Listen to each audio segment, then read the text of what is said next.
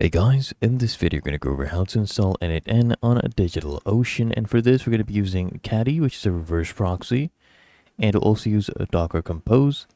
Okay, and the first thing you need to do is actually create a droplet. So you log into Digitalocean, select the project to host a droplet, or you can create a new one, and in your project just select droplets from the manage menu and just create a new droplet using Docker image available on the marketplace tab, right?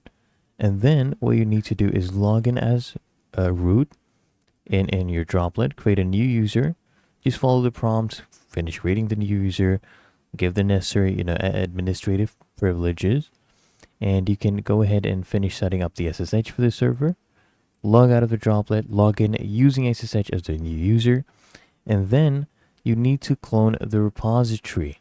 Okay, because Docker Compose and Caddy actually require a series of folders and configuration files. So you just clone it using this command, okay?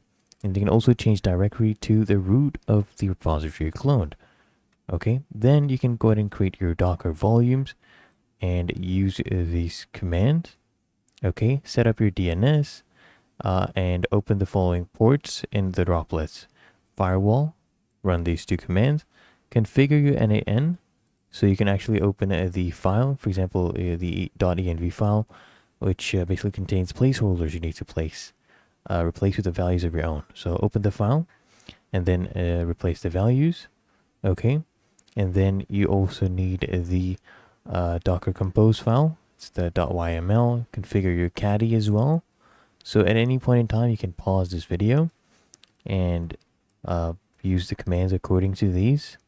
Okay. Make sure you have everything set up, and then you can test it out. Right? So you just open the URL that was formed of the subdomain and domain name we found earlier, and then can just go ahead and use that, use the username and password. And if you want to stop it at any time, you just use this command. Really that easy and simple. If you found this helpful, make sure you smash that like button and subscribe to frequently asked questions.